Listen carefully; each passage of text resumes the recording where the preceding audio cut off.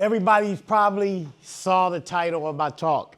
I'm very controversial speaker. I've been booted from several conferences, and I've been banned from speaking at a bunch of them. Not because I've done anything other than tell the truth. So we're going to go over why you shouldn't drink the Kool-Aid and what cybersecurity vendors don't want you to know. Who am I? I'm a husband, father, brother. I have a doctorate in computer science with a specialization in cybersecurity. All my degrees are either from in networking or cybersecurity. It's called information assurance. And I went to some big name schools. My bachelor's and my associate's degree are from MIT. I took it off of my resume because guess what? Every time I got into an interview, guess what we talk about? MIT. By the time it was time to interview me, the interview was over. And I wasn't getting a job. I'm like, I went to MIT and I can't get a job? Because that's all people care about. It's a school like anything else. Ethical hacker. If you can hack it, I'm gonna hack it. But I'm not hacking nobody today because I didn't get permission from my company. And I'm also a consultant. So let's go over some views for disclaimers. It's from my company. Anything I view in here, it's my own. It's not representative of my company, MMA, or its affiliates. Because some of the stuff I'm gonna go over, they're our clients. Information, this for informational purposes only.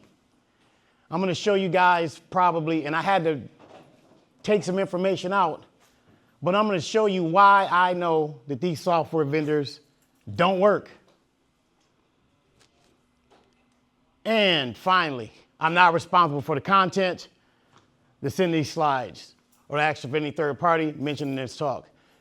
9 times out of 10, when I do talks, we get cease and desist letters. Our legal team is very, very, very, very busy because of me. So I'll probably get a cease and desist letter once this hits the internet, or especially if you watch the YouTube interview I had yesterday. I grade the line. Let's put it that way. So we have enough cyber. Look at how many, and this was from 2023. There are a lot of vendors out there doing the same thing. And what they've done for a lot of us in this room, they fooled us into thinking that we need their products. I'm not saying I'm not anti-vendor. I think there are some good products out there, but 90% of them don't work. If they did, you wouldn't see the breaches that you see. So we put our trust in these vendors, and most of them are about making money. It's about their bottom line. So the growth in cybersecurity over the last 10 years, look at the growth. And it's all due to venture capitalists putting money into cybersecurity, and they don't even care if the product works or not. So some of the big ones that dominate, Microsoft, Palo Alto, CrowdStrike, and Fortinet. They dominate the market. So I'm gonna ask them a couple of questions. Who in here does phishing testing? They phish their people. 1, 2, 3, 4, 5, kind of, sort of, 6. So in a minute, the people raise their hand. I want you to get a blue bag. You'll know why. We're gonna discuss what's in the blue bag and what's in the red bag. No. But I asked you a trick question because I wanted to see how you would answer it before I told you. But you never know what's in the bag. It's no snake or nothing like that. So how many people in this room use any of those vendors up there? Oh man, I ain't even got enough bags for it.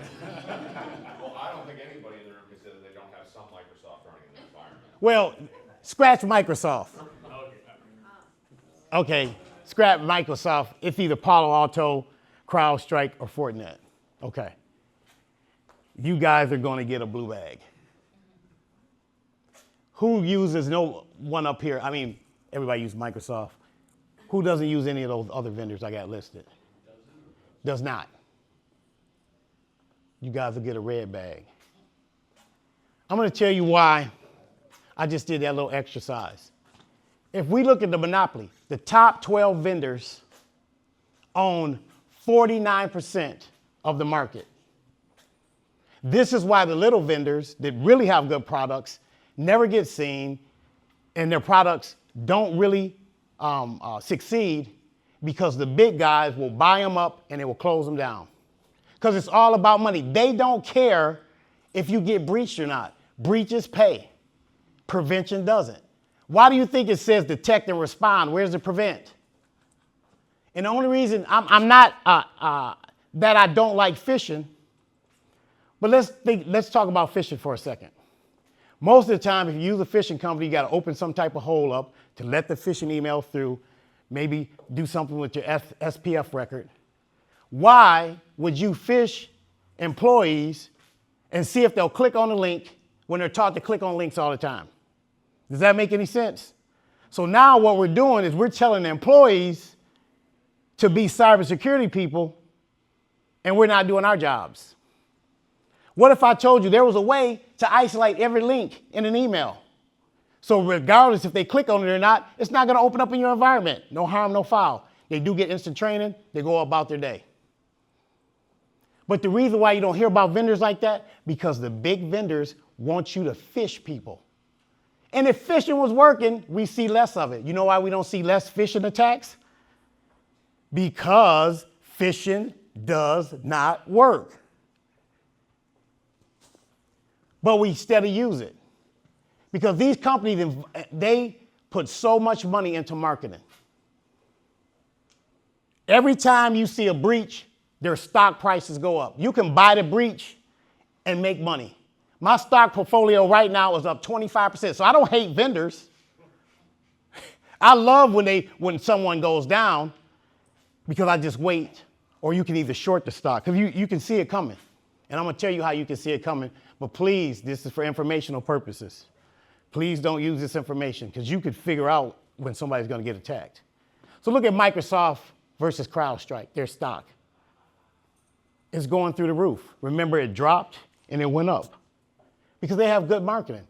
Marriott, I'm standing in Marriott now, versus Equifax. Remember, Equifax had that big thing in 2020, so that Marriott, look where their stock is. That's why I stay in Marriott's all the time, because I have stock in Marriott.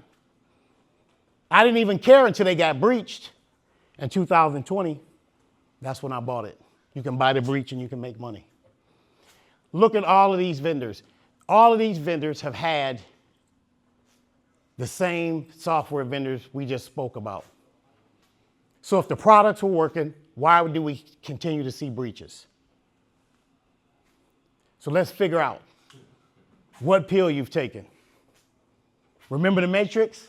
The blue pill, you're still stuck in not the reality. The red pill, you've woken up. And I'm not trying to put anybody on Front Street, but what I'm trying to tell you, you don't need these vendors to do your job. All you need to do is go old school, and you can monitor your net flows. There are products out there where you can monitor all your net flows, regardless of where the computer is at. And I'm not talking about a mirrored port, true net flows from switches. And you can see all of the metadata. You don't need all of this data that people like Varonis and other, you have all this data going through, the full packet, and you're still missing stuff. You know why? Because it takes a long time to go through that. Metadata, you don't need a lot of it. You can monitor metadata, and you can take it and compare it with the MITRE ATT&CK framework. You can build systems like this, and you can see every single type of attack that someone will try to do through those net flows, and you don't need the metadata. But you know why the big companies aren't going to tell you about it? Because they want you to take that blue pill. They want you to use their products. They're going to make you seem like you have imposter syndrome. I used to have imposter syndrome really bad. You know why? Because I depended on vendors, and I didn't think I knew how to do my job after all of the schooling I had, because I was still seeing these breaches. I'm like, I must be doing something wrong. I got all these products, and I'm still seeing ransomware and everything else, because they just don't work. I could liar, pants on fire. No cybersecurity provider or venture capitalist is likely to amass substantial wealth by openly discuss the most effective methods of safeguarding cybersecurity.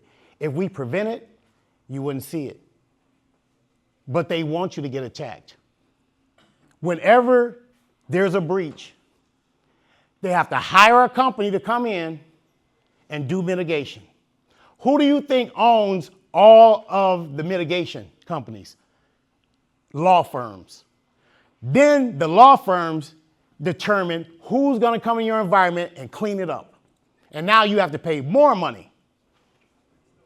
It's all a big circle. And you know why you're vulnerable? Because the same products you're using are the ones that are breaching you. So if you have a product that's monitoring everything and all your computers are connected to it, all I have to do is get into that platform and I can take you completely out. I don't have to hack one machine at a time. I don't have to go through your firewall. I can go through the software vendor that you're using because you trusted them. If you don't believe me, we just saw something happen, right? Half the world went down. So they want you to believe it's us against them. And that's not how cybersecurity is. There's nobody sitting at home with a hoodie on. Most of the time, it could be one of your kids sitting in the basement watching a video, breaching. So it's so easy now to hack, and it's really hard. How do we monitor everything when they only have to find one way in? You can get addicted to solutions. It's a real thing. Remember doctors? Doctors said the opioids were not addictive, but they were. We've got addicted to vendor solutions because we're looking for something to make our job easier. Now, can AI make our job easier? Yes. Can it replace us? No. Should we use it all the time? Not to make decisions, but can we use it to do other stuff, write reports and stuff? If we train the LLMs right, we sure can. But if we depend on it to do everything, we're going to fail eventually. It's the same shit, different day. Doctors smoke more Camels than any other cigarette. These are actual ads. And it's still, cigarettes give you cancer. And then they say, they smoke it with the filter. And your dentist would recommend this. Dentists would not recommend you smoke at all. But if you have enough money, you can market anything. I always tell my company, these big companies, if they ever fire any of their marketing team, hire them right away. Because if they can sell something that doesn't work, you can imagine what you can sell that does work. Remember, vape, stop smoking. And vaping is more dangerous than smoking. But you ask the experts, and they're compromised. Gartner, you can pay your way to get on the Magic Quadrant. And I used to work for a director. All he did was go to Gartner before he bought anything. And we had a bunch of crap. Because Gartner, and the whole reason I didn't even want to be a consultant is because of Gartner. They're the worst company in the world, but yet they're good at marketing because a lot of people use them. So something's not right. Remember September 11th? That's what the outage looked like. Remember the big IT outage that we had before? Look at it. The pattern looked the same. How does two events almost look similar? Not a conspiracy theorist, just look at the chart. Airplanes couldn't fly. We were almost completely crippled by one company. Cyber needs to be regulated. It's not. If this happened to AT&T or Apple or something, they'd have all type of antitrust lawsuits against them, but not in cyber because it's not regulated. So now if you have a really good company, the big guys will buy them up and do what I say, put them in the IT graveyard. So vendors say their solutions need kernel access. That's complete bullshit. If you are giving your software vendors complete access to the Windows kernel, you are in so much trouble. Because we've already seen it happen. And there are vendors out there that are there are people allowing vendors to have complete access to the Windows kernel. What? I didn't say that.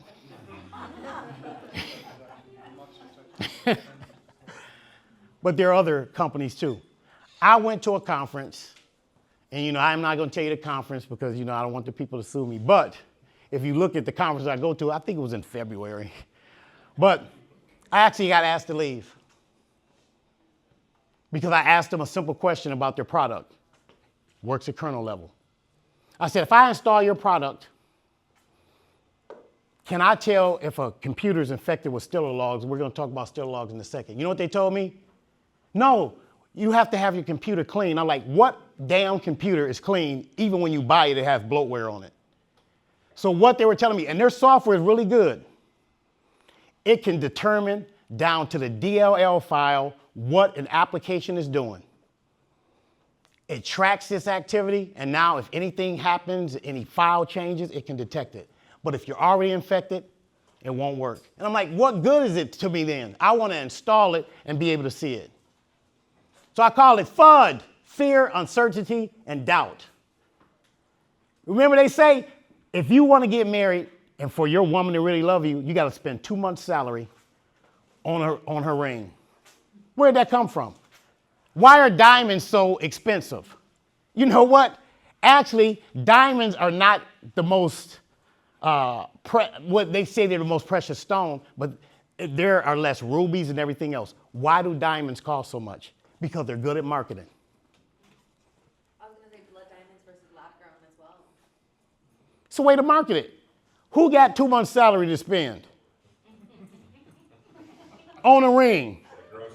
And who in here, any ladies in here, if your husband didn't spend 2 months, does he not love you? Or your boyfriend gives you an engagement ring? That's good marketing. But try to go with some little toy ring out of it. See, you're going to be in trouble. Well, they also control supply. Supply too. So here are the top security vendors. You see I crossed it out. Best as I could. So hopefully you can't tell who this was. So they have over 1,000 Stiller logs for sale right now on the dark web. They have over 5,000 Stiller logs, because after 5,000, you just got to quit counting. They have compromised employee leaks, third-party leaks. So all of those portals you see up there, every time someone logs into them, it's still in their credentials. So if you're using those platforms, your credentials are on the dark web. And all I have to do is just look up your company, find those credentials, and if you haven't changed them, log in and take out every computer you have in your environment. See how easy it is? You're adding attack vectors. Here's another company, really big company, not too bad. They don't have any Stiller logs for sale. They have 19 Stiller logs. So those servers are infected. How come they don't know that they're infected? The first company that I showed you, guess what? They do endpoint protection. And they can't detect that their endpoints have malware on it. So here's another company. I didn't have to block out Cisco. They're not going to come after me. We knew it was CrowdStrike in the previous room. Really? Just a hunch. Just all over that. Maybe it was. Maybe it was a company called Lightning. It's similar. So Cisco, over 1,000 plus Stiller logs for sale right now on the Russian market. You can go on, well, I'm not going to tell you how to get it. We'll talk about it off camera. I'll tell you how you can get these for like $8. And you can just log in. I'm not saying I do it, but some people do it. They get the information, they log in, and they see what's going on. And I'll tell you a story after we stop recording. So Stiller logs, they have over 5,000. They're employee credentials on third-party websites. Well, so what that means is they took their company credentials and they use them on a third-party site. But Cisco.com, SSO Cisco, their cloud form, all of that has Stiller. Those servers are infected. So every time somebody logs on it, no matter where you're at, if you go to Cisco.com, those credentials are on the dark web. And you wonder how easy. Hackers don't have to hack anymore. They're just logging in. But you have all these software solutions. Cisco has what? I do believe they have some security products. So are they not using their own product? And if they are using it, it sucks. And if they're not, why aren't they using it? See, they can't win either way. And I usually ask them at conferences. So I'll go up to them and show them they have still logs. I'm like, what are you guys doing? Year after year, and they have more than they had last year. So Microsoft, well, you can assume that third-party sites, but they have, look how many still logs they have. Admin.microsoft.com. If you've used it, those credentials are out there. Hopefully you have MFA set up. If you go to Outlook Online, your credentials are out there because these servers are infected. You know how it evades detection? Because this malware is so stealthy, it doesn't act like malware. So it's not detected. Plus, it can use any program that sends data out to send those credentials. So it'll use Explorer, it'll use Windows Update, whatever it needs to use, so it goes undetected. And the type of malware that these are infected with, a virus protection is never going to catch it. But guess how you could catch this? If you're monitoring your net flows, true east-west traffic, I call it, not the crappy east-west traffic where you're looking at or you're trying to take a mirror report. So this is how the big problem. When you have a network switch and you take a mirrored port, all you're doing is duplicating the traffic from that switch and you're sending it to a firewall or whatever. You're taking every single packet. Good luck trying to go through that. You're going to tax your network. You're going to double tax that switch. All you need to do is take the net flows or the S flows off of that switch. You can take it off of any computer with the right collector. And then you can take that data because now you're going to see anomalies in traffic. Tell me what hacker can steal data without sending it through the network, unless they're on site and they're plugged in. So anything that flows through those net flows is looking for anything that resembles something like on the MITRE ATT&CK framework. So now you can see those traffic anomalies. And since it's not a lot of data, it's almost instant. Good luck trying to do that with Varonis or any other. You're going to be paying for the net flows, and you're taking all those packets. That's where they're getting you for your money. We had one client paying $1.7 million to monitor their network, and they only had 10,000 endpoints.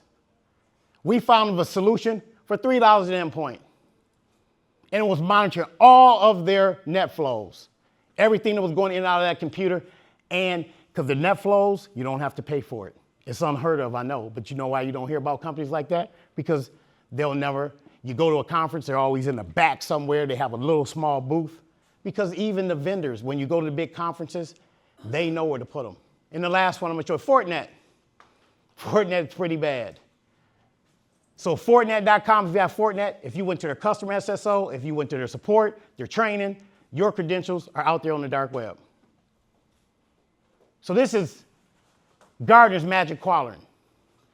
So if you're using Gartner, you've taken the blue pill.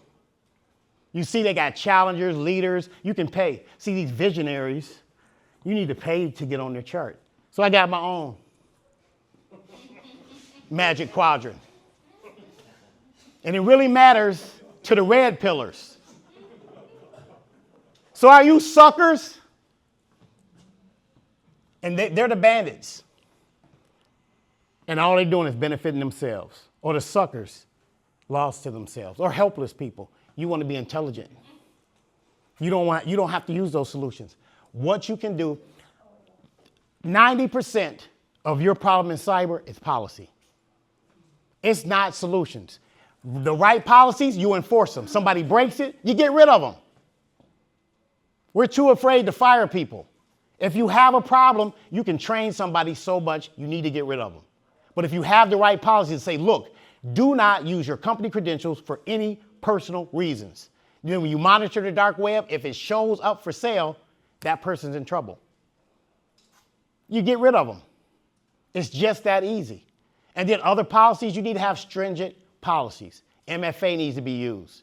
You need to implement stuff, and I'm not going to go because I wrote my dissertation on zero trust. Some people don't believe in zero trust. You just took the blue pill if you don't.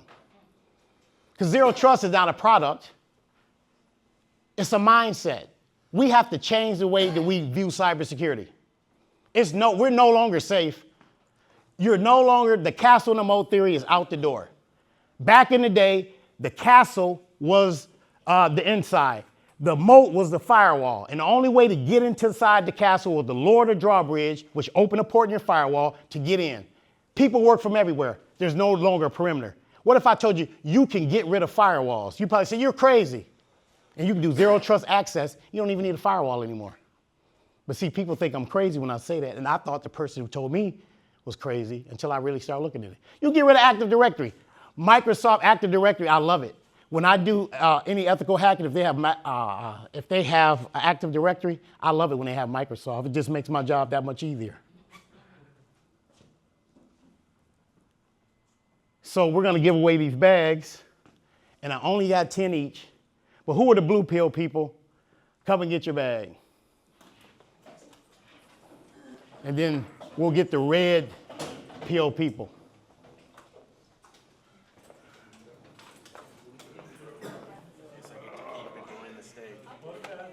I'm afraid.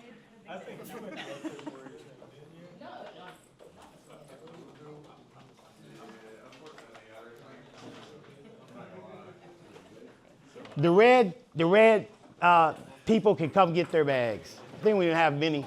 And then afterwards, if any are left, anybody can just grab them. But so when you open up your bag, if you took the blue pill, guess what? You have a KoolAid packet in there, a blue KoolAid. And you have a sippy cup. And the reason I gave you a sippy cup, because it's like, you know what? You need to mature a little bit. And then you got what? A dum-dum sucker. Don't be a dum-dum for these guys. So if you got a red bag, you have a cup that says, guess what? I went to Hack Red Con, and I found out I don't drink the Kool-Aid. So I gave you some red Kool-Aid anyway. Then I gave you some candy, and then I gave you some Smarties, because you guys are smart. You passed the test. So why did I do all of this and go over these things? Is because we don't have to be at the mercy of vendors. There are good vendors out there, but you have to vet them correctly. If you go to a vendor and they won't give you a POC, a proof of concept, don't utilize them. Because I'm going to tell you what happens. I used to sell stuff. I used to sell home theaters. We built a home theater room. We padded it, spent $30,000 padding it. It sounds awesome with the bass. You get that same system home, you ain't spent $30,000, sounds like shit. And they would always come back and like, well, hey, now you got to spend another $30,000 to get your room padded. The software vendors are doing the same thing. When you go and you look at those demos, it's in their environment with their data. Where's the data coming from? It always works when you see it at the conference and it looks impressive. You're like, oh man, it does this and that. And then they take it a step further. You get invited to a vendor party. They get you all drunk, give you some swag. Now you're walking around advertising some shit that don't work. Then your friend said, hey man, they use the same thing. I'm gonna go get it. And then what happens? We're the people, and I'm not in that position anymore, but if you're down in the trenches, you're the ones gonna get fired. They're gonna blame you when the shit don't work. But yet, and if there's any CISOs in the room, hopefully you have your people here. What pisses me off more than anything, if anybody in this room came here and you had to come out of your own pocket, shame on your employer. You're never gonna learn about these vendors if you don't go to conferences, you don't go to hacking conferences, and you don't hear talks. It's just like you're in the Matrix, you're taking a blue pill, you don't know what's going on. But yet the CISOs go to these 1,000-plate dinners. They even had CruiseCon. I'm like, what the hell is CruiseCon? They will give you whatever. And you know what? I eat it up. When I go to conferences, I go and I drink them out of house and home. I get top shelf, because guess what? And I'll tell you guys after we get off here how you can get VIP access to any vendor conference. But I'm not going to tell those guys because they won't fix their problem. But it's real easy. It takes you about 5 minutes. But please don't use this for other sites, because it worked for a bunch of other sites to get discounts and everything else, and it's right in front of you. It's right in the webpage, but we'll talk about it. If this wasn't being recorded, I would tell you a whole bunch of other stuff. But I'm going to tell you, and I'm going to get personal. I had imposter syndrome really bad. You know why? Because I was working for some company. They weren't sending me for training. They weren't listening to things I was telling them, and I felt like I didn't know what the hell I was doing. Then every time I go to a conference, people would be talking, and I wouldn't really socialize with them, and I didn't know what was going on, and I was paying out of my pocket. I was actually taking vacation to go to a conference to help out the company that wouldn't even, because we don't have the budget. That's bullshit. They got millions of dollars to pay the bad guys. So either they're going to pay you or they're going to pay the bad guys. But you know what? If you don't think you're valuable, take a month off and see what happens to that damn company. See if they're around in a month. And I put this pledge out every time I do a talk. If you're working for a company and they're not paying for you to go to training, I will stay up nights and find you another job. And shame on them for not giving you training. And I've helped over 100 people get jobs because they weren't satisfied. I'll call every contact I have because I know a lot of people. You don't have to be in an environment where you're not learning. And coming to conferences like this, I learned more from these conferences than I ever did anywhere else. That's why I come. But the company I work for now, I get to go to conferences because they know, and I'm just a consultant because they know if I don't know it, how can I help our clients? So if you got imposter syndrome, don't feel like you don't have other people. Reach out, talk to other people, go to conferences, and if your company's not paying, I'm going to personally help you find another job. And then I'm going to pick up the phone after you put your 2 weeks in, and I'm going to call your boss, and I'm going to say 2 syllables, F, you, and hang up. Because I know you guys can't do it, but I can. Because that's how strong and passionate I am about cyber. Because I've been there. I remember when all my vacations were doing that. Then I worked for a bootleg company, which I won't say their name, but it was the last company I worked for. You got to do it, go on LinkedIn and look. But anyway, I had the same problem. But they laid me off right after I came back from a conference. And they made it seem like they wanted me to tell them about what happened. Then I get on the phone, HR is on there. HR on the phone, you're in trouble. But it was the best thing that ever happened. I was mad because I got laid off, but I didn't like that job anyway because they weren't listening. So if you're in that situation, always reach out to somebody. You can reach out to me on LinkedIn, probably anybody at the conferences, because you know what? The hacker community is like a family. This is my family. You know how many brothers and sisters I got? We don't care what color, creed, who you love, who you don't love, because we probably don't love the same people. But we are going to tell you the truth. And I will go tell the truth, even if it means my job, because I'd rather have my integrity than to tell you a lie and have you get breached and then you lose your job too. But I happen to work for a company that lets me tell the truth, which I'm glad, because a lot of companies won't. And that's why you hear, and I hate going to conferences and the vendors are doing all the talking. Go to Gartner's conference. It's only Gartner speakers. Because they keep you in this cycle. They keep you taking that blue pill, thinking that you're not good enough. You're not smart enough. I was in that predicament for a long time. And I talked to Dr. Chase Cunningham. I was talking to him. He was writing stuff down. I'm like, dude, this is my mentor. He said, you know so much, but I didn't think it. I would never put in for a talk. Last year's the first time I started putting in for talks. Every talk I submitted got accepted. I'm like, I couldn't believe it. And it was because I was doubting myself. I had imposter syndrome that bad. And Dr. Chase just said, put in for it. Then I kind of burnt my bridge at some conferences. Because I went to one conference, might be Black Hat, and I talked to a room full of CISOs and told them, ask them were there people present at the conference, if they brought their people. Only 2 people in that room of 2,000 brought their employees with them. And then I went completely off the rails, cussing them out, looking at their badges and stuff, seeing what company they work at. Because I did an outside-in report, this free report we do for our clients, and they had so many vulnerabilities. All those companies that wasn't putting their people there. But guess what? And maybe it was just chance. Those two companies that had their people there, they had no stellar logs, and their stuff was really, really good. So if you came here today, shame on your boss. And if you're afraid to tell your boss, F you, give me the phone number. I will call him and say F you from a hidden number. And then you can feel good. Your boss will be like, somebody just called and said F you. Like, yes! And it's not that I'm that type of person. I'm about the truth. I'm never going to lie to clients. And I've lost jobs from telling the truth. When I was a college professor,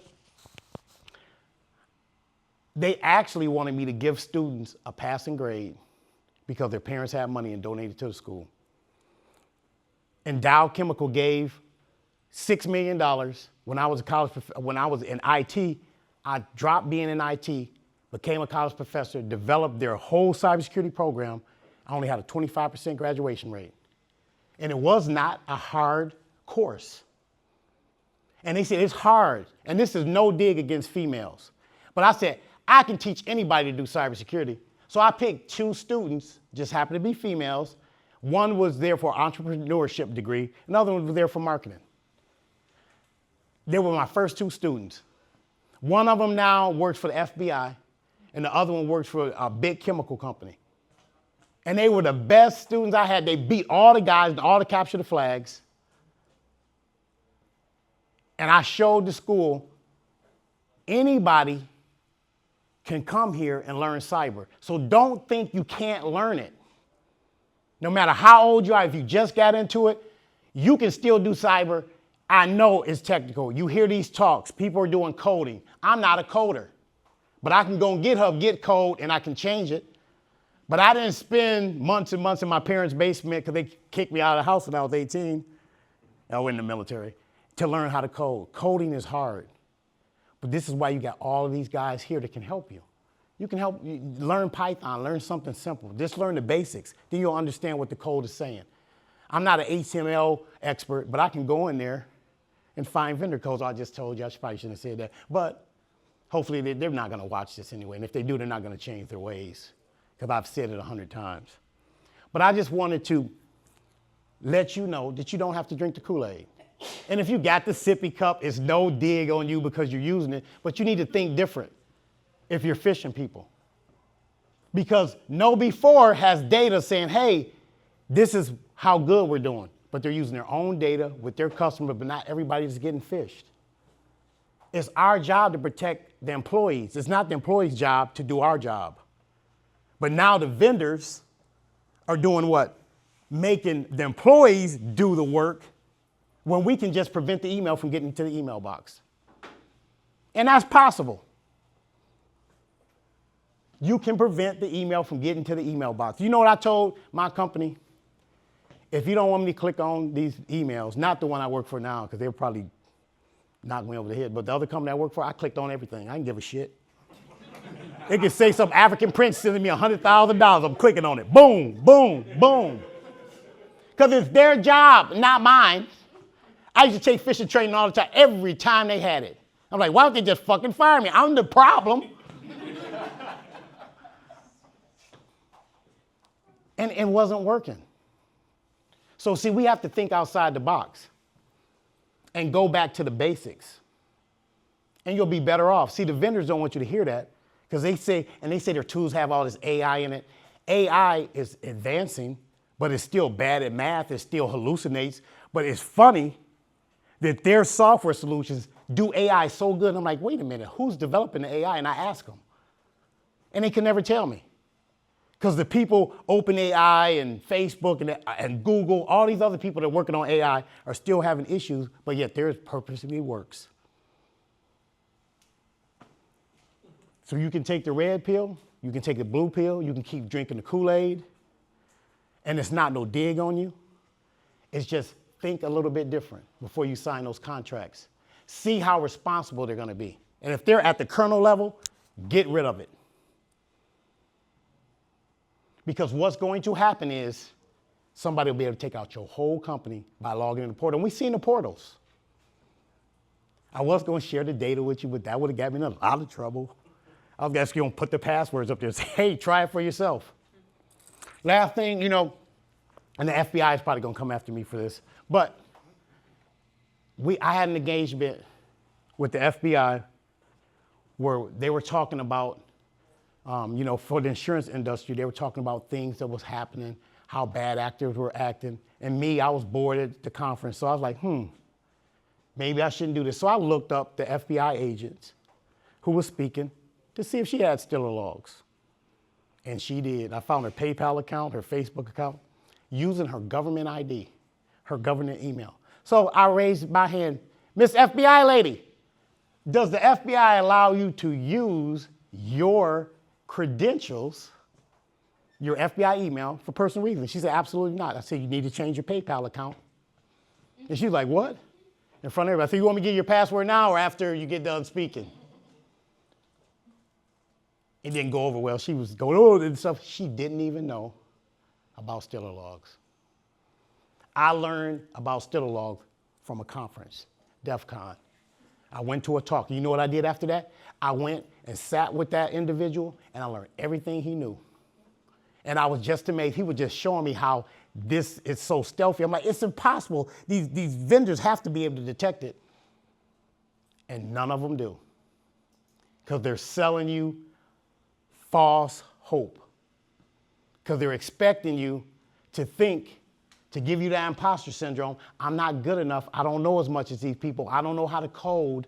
Doesn't mean you're not good at cyber. Because you can learn. But if you can't come to conferences, shame on your damn employer.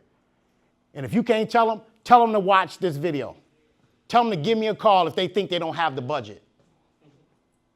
Give you a month off with pay and see what happens to that whole company. And if they don't want to help you to advance, reach out to me. And like I said, I stay up sometimes 20 hours. I'll call every contact I have. I know a lot of people in this business, they want to tell the truth. Dr. Chase Cunningham, which is, you know, a really, really good, that's my mentor. John Kennervig, he developed Zero Trust. Bison Bort, he owns his own company. He's a billionaire. There's AI Chain, there's Dr. Fang. He developed software that he can track cryptocurrency after it's stolen. Because there is, and he's the only person in the world that can do it. But they're hiring all the time. And they pay for people to go to conferences. So if you're on a dead-end job, I'll help you out of it. Hey, I love, you know, when you were showing the Viceroy and all that stuff from the 60s and stuff there. I'm surprised you didn't even begin with, like, the first, like, virus. The first antivirus, McAfee's like, hey, look, somebody get in there, somebody knew the stuff. And then, hey, wait a minute. I did this, now we can create that to fix this, and it's the most obvious of all the obvious, right? But yeah, it's just another thing I thought. Oh, no, that's good. I'm going to use that. Because they're adding. They're just making it worse. That's an attack vector by itself, that software vendor. Because we could take those credentials, log in, and we could shut down every last one of those computers or push up an update to just make it blue screen. We can go on GitHub and get the update because they got it out there, the thing that broke and how to fix it. Yeah, and if you look at like, you know, some of the new vendors, they all have not just, you know, their fancy access, but you have a bunch of back-end access where it's already a back-end admin, and you're able to push scripts without anyone seeing, and Yep. none of the logging's really turned on workstations and places. So, you know, not to poke at Sentinel-1, but that's Yeah. what I'm most familiar with. Sentinel-1, you know, you push out an update. And I'm not picking on these vendors. What I'm saying is, if they're telling us that they're doing cybersecurity so good, they got endpoint protection, MDR, XDR, whatever you can put on it, BBR, whatever you want to call it, but yet they got Stiller logs and they don't know it, they could go find the information the same way I did. They just don't care.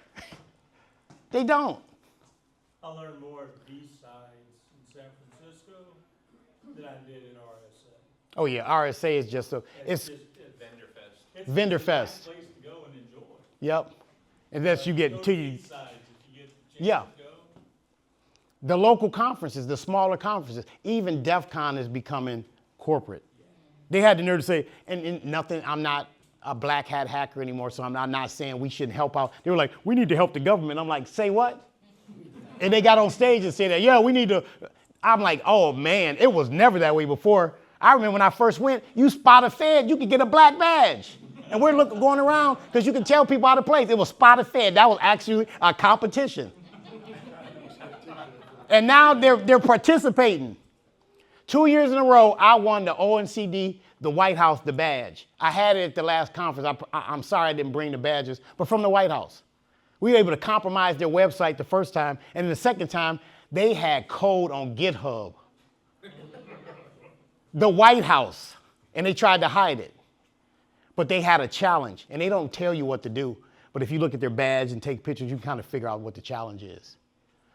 But see, it's just that bad. And a young man, hopefully he's not in here, but he told me something, I just laughed. He told me, he said the government have AI, and it's better, 10 times better than what out there now. I'm like, then who the F and developed it? It's no different than the stuff you're using. But don't get me wrong, AI, I'm learning from this conference. If you went to Snack Con, he gave me a different perspective on AI. I saw it a little bit different. He showed me how I can write my reports and do a whole bunch of stuff. And I'm like, hold on, wait a minute. I don't have to put my company data and stuff in there. I can run it locally. It's things you can do with AI to make your job easier. If you don't know how to run Kali Linux, there's Kali GPT. But it's run locally on your machine. You can go in there and tell it what you want it to do, and it'll do it.